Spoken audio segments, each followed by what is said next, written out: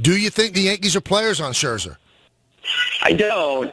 Look, I know the knee-jerk reaction all the time when a few things don't go the Yankees' way in the offseason is everyone thinks, oh, they're just going to throw their wallet at the situation. So last night when Brandon McCarthy signs a 4-year, $48 million contract with the Dodgers, or at least reaches agreement on it pending a physical, the reaction becomes, oh, they didn't get McCarthy, they'll get Scherzer. And my first thought is, well, they didn't get McCarthy because they didn't want to spend $48 million and the risk that comes with McCarthy. Why would they want to spend $200 million and the risk that will come with Scherzer? I mean, it is going to be, I don't think fans understand. It's going to probably be a $200 million or more contract. That's where the game is now with a player of this ilk. And the Yankees already have 2 long-term contracts with pitchers and can't say today that CC Sabathia or Masahiro Tanaka will lift their arm once for them in the regular season next year. And I understand where they don't want to take that long-term risk again. Joel, on the Mets side of things, I know they have a lot of young arms, especially to be excited about next year.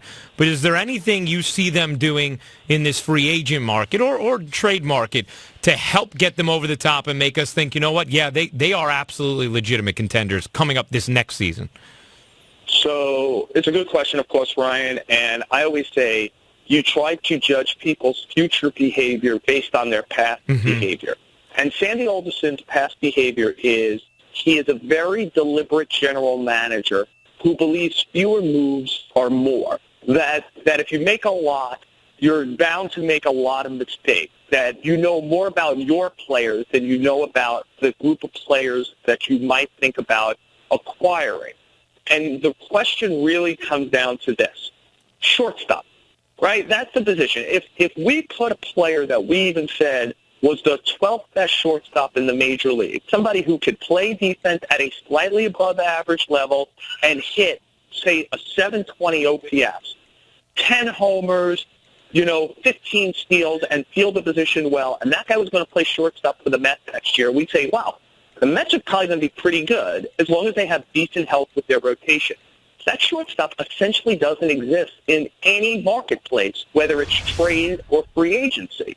And so he can try to force a shortstop onto the roster or force a projection in a trade, like someone like Brad Miller of Seattle, liberated from that bad ballpark, but I guess coming to the Mets' slightly less onerous ballpark would suddenly be better, right? Except for if you talk to people in the sport, they're not sure Brad Miller is going to be a shortstop 2 or 3 years ago. He's kind of growing out of the position, and that his offensive problems might not just be offensive problems in Seattle. And then you hear, well, how about Jed Lowry or Asdrubal Cabrera? And, fans of your show should know, people are talking to those guys about playing positions that are not shortstop because defensively no one thinks either of those guys can handle shortstop full time.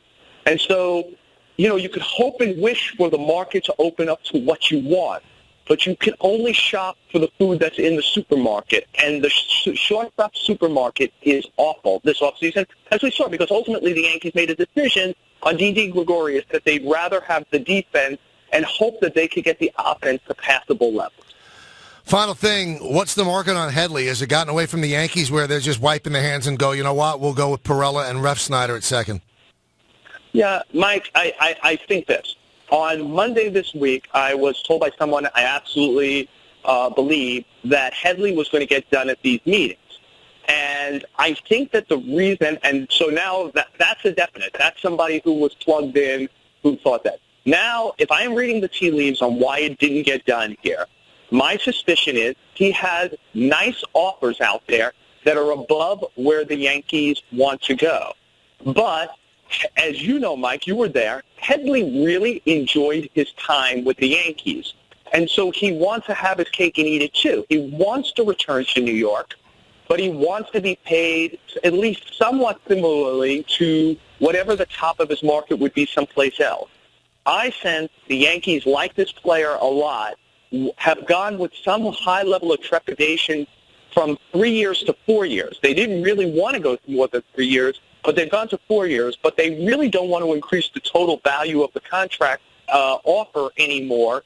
And so they're kind of holding, and I guess what they're hoping is that Headley's desire to play where he had so much fun and was really in like kind of the first high-level situation he had been in his career, is attractive enough to leave money on the table. Mike, we've both done this a long time. People generally don't leave money on the table, especially a wide gap of money. And the Yankees, for one, believe that it's not a bluff. The rumor here has been that there's a 4-year, $65 million offer for him out there. And to me, that's $1 million more than Victor Martinez, one of the best hitters in the world, got in a market where you could hardly find hitters. Now, I know Victor Martinez doesn't play the field, but if you can hit, you get money. And I don't think the Yankees think that Chase Headley is worth more than Victor Martinez. So what do you think? The Yankees are at 4 for 48 for Headley? About that? Yeah, I think they're 4. That's a big difference. There's 4 in the 40s, and what will ultimately come of this, Mike, if he really has that offer, is I think he'll go to the place where that offer is. Again, people have done this a long time. I've heard, I love playing there. I want to play the rest of my career there. They offered 20 cents more. I'm going to go. This isn't 20 cents. This is several $1 million a year more. And the pull to continue to play in a place where he regenerated a bit of his career and really a bit of maybe his love for playing, I don't know that wins out over millions of dollars a year. Well, I tell you what, the agents for Brandon McCarthy and Chase Headley should really hug the Yankees, kind of increase both their value, tenfold? Well, Mike, even consider this. In June, the Diamondbacks were considering releasing Brandon McCarthy. Amazing. That was in June. And yesterday, he agreed to a 4-year, $48 billion contract. So the value of having a couple of great months in the middle of a pennant race in New York, and to some degree, I'll say this, Mike, honoring statistically across the board what was hidden. Like the people who do analytics always like Brandon McCarthy. Good strikeout to walk ratio, lots of ground balls. And so I think that he would have had a market in this offseason for like a year at $5 million to $10 million, or maybe 2 years at $12 million, but he was not going to get 4 at 48 based on anything except for what he did with the Yankees.